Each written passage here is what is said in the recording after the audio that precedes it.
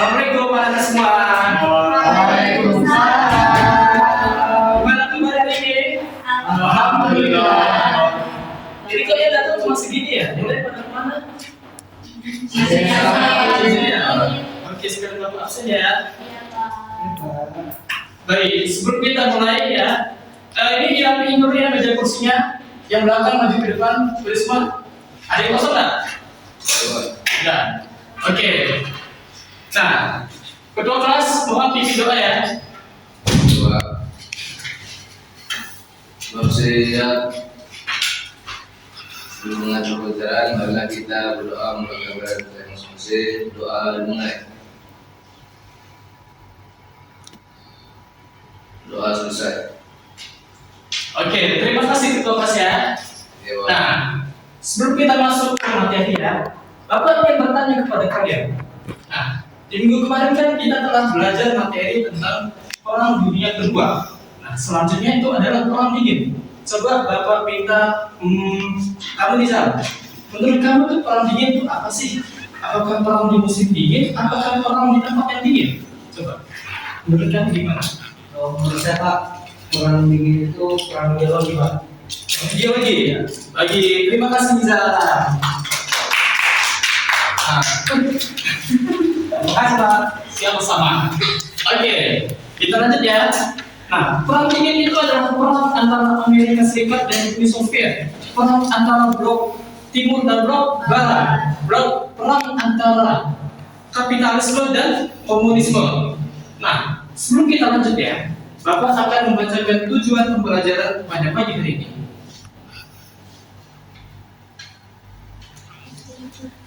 Baik, tujuan pembelajaran yang pertama adalah siswa dapat menjelaskan latar belakang terjadinya perang dingin. Yang kedua, siswa dapat mengidentifikasi jalannya perang dingin. Yang ketiga, siswa dapat menganalisis dampak yang terjadi pada masa perang dingin. Yang keempat, siswa dapat menjelaskan peran Indonesia pada masa perang dingin. Yang terakhir, siswa dapat menunjukkan sikap menghargai antar sesama bangsa yang merdeka. Baik.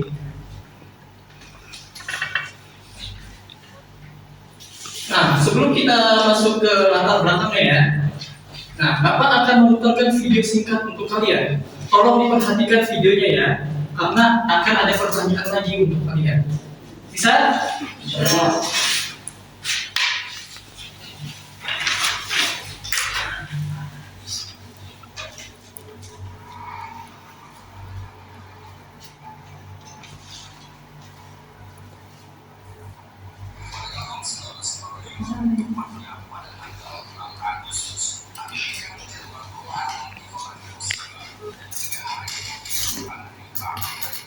Diperhatikan ya.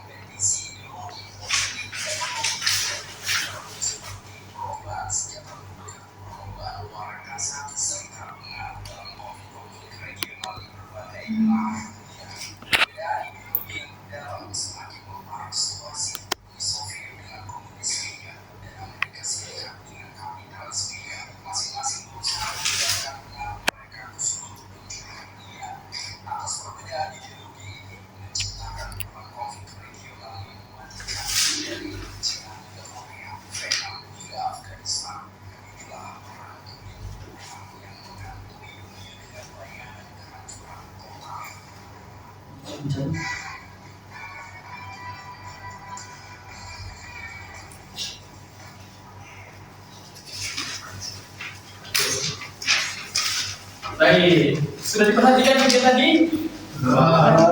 Nah, seperti yang telah Bapak katakan tadi ya, coba deh Bapak minta aja. Ya, dari video tadi, menurut kamu apa sih yang dapat kamu tangkap? Nah, kalau perang dunia ini adalah perang yang membuat atau perang untuk menyebarkan ideologi masing-masing negara, baik itu Uni Soviet dengan komunismenya dan Amerika Serikat dengan kapitalismenya, Pak. Oke, baik, terima kasih Raja. Ya, Pak. Terima kasih, Pak. Baik, kita lanjut ya.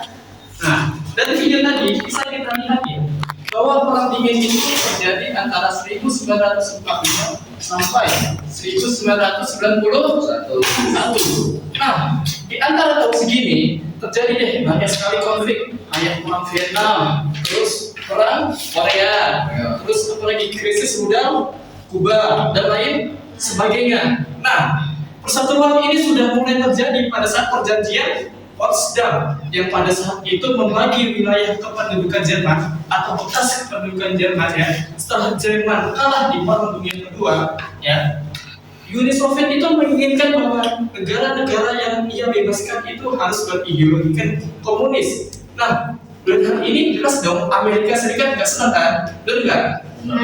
Makanya Amerika Serikat menginginkan bahwa negara itu harus lebih demokratis, harus lebih kapitalis, tidak harus mengikuti Uni Soviet. Baik. Selanjutnya itu ada di jalannya perang dingin. Nah, yang pertama itu adalah perebutan daerah pengaruh. Nah, pada masa ini ya, Amerika dan Uni Soviet itu saling menyebarkan pengaruhnya ke berbagai penjuru dunia. Seperti apa saja itu negaranya? Ada Korea, China, terus Vietnam, Kuba, Afghanistan, Ethiopia, Angola, dan Mozambik. Nah, dari perebutan pengaruh inilah terjadilah perpecahan di berbagai negara. Contohnya di Vietnam dan Korea. Nah, di Vietnam kan pernah terpecah menjadi dua kan? Nah, antara Vietnam Utara dan Vietnam Selatan. Tapi akhirnya bisa bersatu kembali di bawah kepemimpinan Vietnam yang komunis. Tapi di Korea, coba sampai sekarang, apakah masih bisa bersatu? Tidak. Harusnya kan bisa bersatu kan? Setelah Jepang kalah di Perang Dunia Kedua. Nah, ini menandakan seberapa mengerikannya perang dingin. Sampai-sampai Korea harusnya bisa bersatu, bisa terpecah sampai sekarang. Nah, selanjutnya itu ada di sistem aliansi. Nah, Blok Barat atau Amerika Serikat itu menciptakan yang namanya NATO atau North Atlantic Treaty Organization pada 4 April 1949. Nah, coba Willy sebutkan negara-negara yang tergabung ke NATO. Yang pertama ada Italia, ada Islandia, Norwegia, Denmark, Belgia, Belanda, Luxembourg, Prancis, Portugal, Kanada, Turki, Yunani, dan Amerika Serikat. Baik, terima kasih Willy. Nah, selanjutnya Uni Soviet. Nah, makanya dia menciptakan yang namanya Fakta Warsawa pada tahun 1955. Isinya itu kan ada beberapa negara kayak Jerman Timur, Cekoslovakia, Hungaria, Bulgaria, Polandia, Rumania, Albania, dan Uni Soviet. Nah, kita lanjut.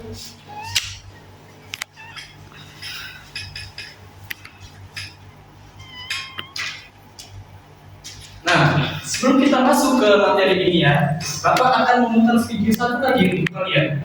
Tolong diperhatikan ya. Nanti akan ada pertanyaan untuk kalian seperti video sebelumnya.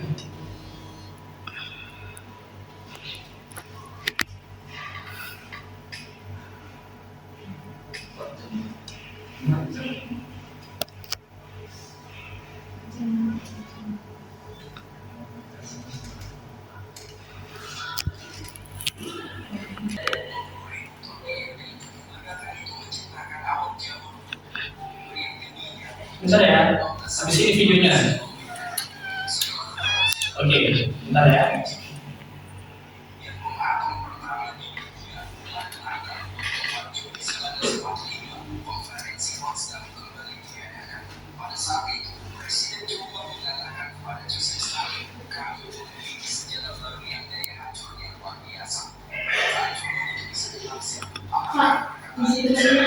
Oke, silakan. Jangan lama-lama ya. Iya, Pak.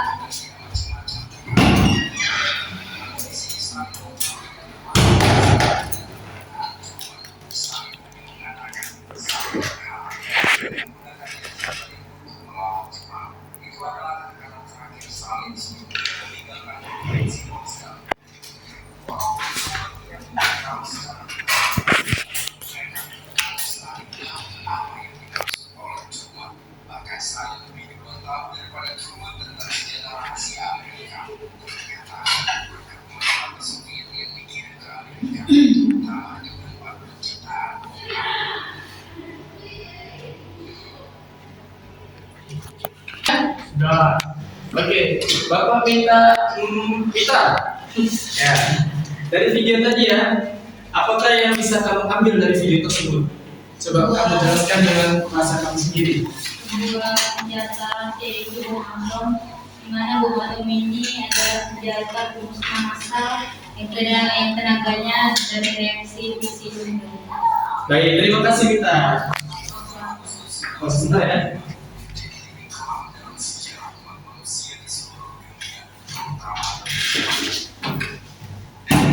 Baik, terima kasih Mita. Sebentar akhirnya nanti ya. Oke, kita lanjut lagi ya. Nah, dari video tadi bisa kita lihat bahwa pemimpin Uni Soviet pada saat itu, Joseph Stalin, mengetahui lebih duluan tahu ya dari Presiden Amerika Serikat. Pada saat itu Harry S. Truman. Kan seharusnya yang lebih duluan tahu itu kan Presiden Amerika Serikat kan. Nah, ini kok pemimpin negara lawannya? Kok bisa kan? Gak masuk di logika kan? Nah, itulah aksi spionase yang dilakukan oleh Uni Soviet ke negara Amerika Serikat. Nah, di Uni Soviet itu ada namanya KGB, dan di Amerika Serikat itu ada namanya CIA. Coba kamu, ya, Aida dan Habibah, coba CIA itu apa dan KGB itu apa? Panjangannya. Coba gantian. Aida dulu deh. CIA itu adalah Central Intelligence Agency. Oke, Habibah. KGB itu adalah kemudian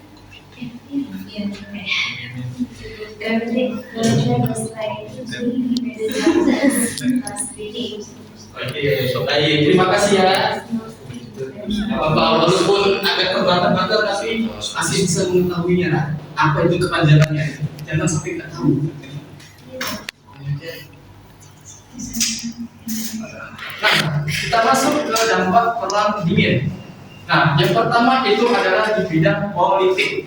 Nah, pada masa ini ya, Amerika Serikat dan Uni Soviet itu saling berlomba-lomba menyebarkan pengaruhnya. Ya, Amerika Serikat dengan pengaruhnya demokratis dan kapitalis itu harus negara-negara itu dengan ideologi kapitalisnya harus mengikutinya. Nah, pada hari ini Uni Soviet jelas nggak mau kan?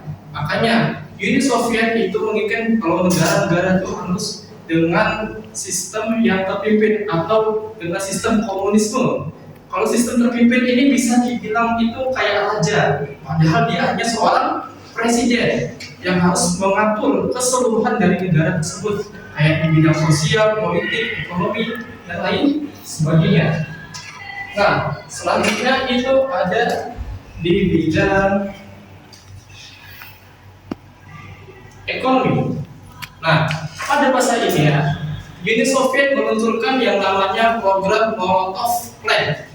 Pada masa ini ya, Uni Soviet meluncurkan program ini karena Uni Soviet itu ingin mengatur negara-negara di Eropa Timur khususnya agar lebih tunduk dan patuh lagi ke Uni Soviet atau komunisme. Nah, Amerika Serikat juga meluncurkan program yang namanya Marshall Plan. Nah, program ini ditujukan untuk membantu ya agar negara-negara di Eropa Barat bisa bangkit setelah Perang Dunia Kedua. Nah, ini kan sebagai bentuk ya agar pengaruh Amerika Serikat ataupun Uni Soviet itu bisa konsentrat ya agar tidak kehilangan pengaruhnya di kawasan tersebut. Oke, selanjutnya ada di bidang militer. Nah, pada masa ini ya, Uni Soviet dan Amerika Serikat itu saling berlomba-lomba melakukan uji coba bom atom, ada bom nuklirnya, ya, yang meledakannya itu benar-benar sangat dahsyat. Bahkan yang punya Uni Soviet itu lebih besar yang dilakukan Amerika Serikat. Uni Soviet itu memberikan nama bom atom itu adalah sang bomba atau kaisar dari segala bom. Istilahnya itu kayak raja terakhirnya dari semua bom lah. Kalau di Amerika Serikat itu dia melakukan uji cobanya di Bikini Atoll atau Marshall Island. Kalau misalnya kita lihat di sana kan bekas ledakannya itu kan sangat-sangat dahsyat ya kan, akibat uji cobanya Amerika Serikat. Oke, kita lanjut lagi di bidang teknologi. Nah, ini yang sangat menarik nih pada bidang ini. Kenapa? Pada bidang ini ya, Uni Soviet itu meluncurkan namanya satelit luar angkasa yang bernama Sputnik. Jadi satelit ini ya, saya perhatikan ya, diluncurkan oleh Uni Soviet untuk mengelilingi bumi. Jadi itu adalah satelit pertamanya Uni Soviet yang berhasil mengelilingi bumi, bernama satelit Sputnik. Setelah keberhasilan ini ya, akhirnya Uni Soviet mengirimkan manusia ke luar angkasa untuk mengelilingi bumi. Jadi dia adalah manusia pertama yang keluar angkasa yang bernama Yuri Gagarin. Bisa lihat di situ ya. Nah, dari ini jelas dong Amerika Serikat gak mau ketinggalan enggak? Benar enggak? Ya.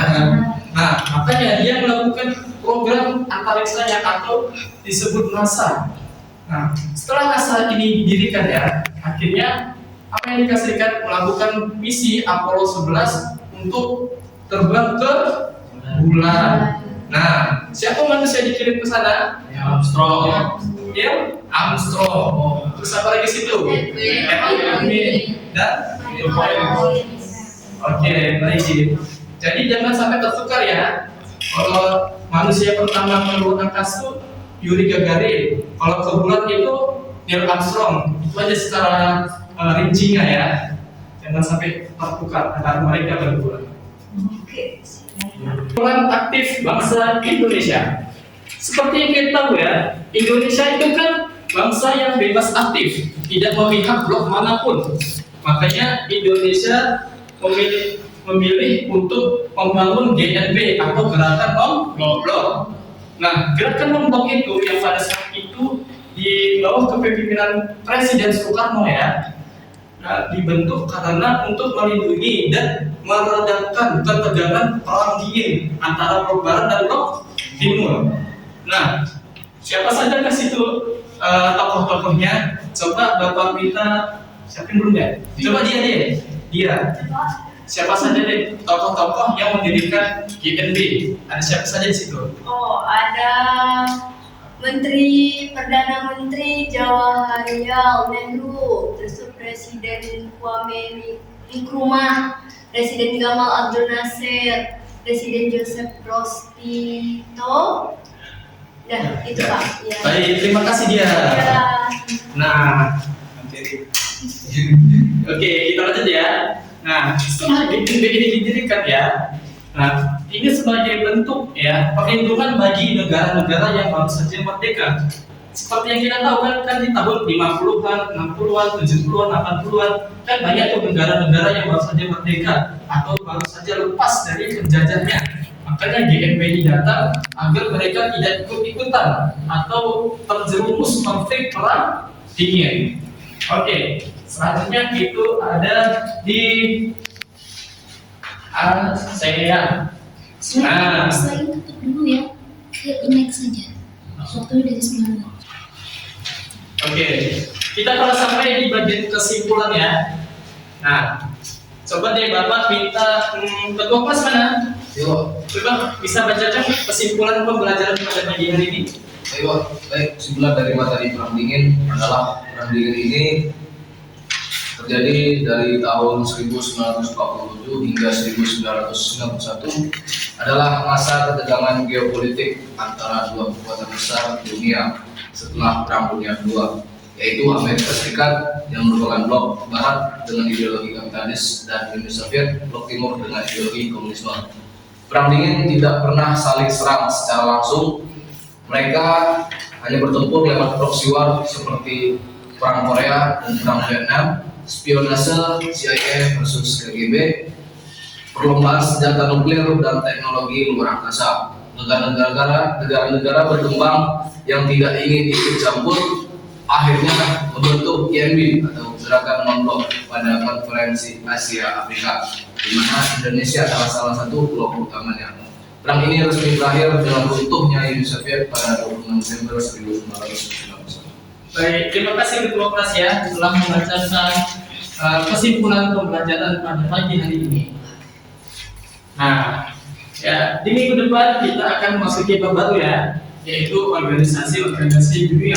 Mungkin kayak PBB, WTO, atau mungkin FIFA. Bisa dipelajari ya. Oke, Pak. Nanti akan Bapak tanyakan di minggu depan. Nah, sekian dari Bapak ya pembelajaran untuk hari ini. Kurang lebihnya mohon maaf. Wassalamualaikum warahmatullahi wabarakatuh. Waalaikumsalam.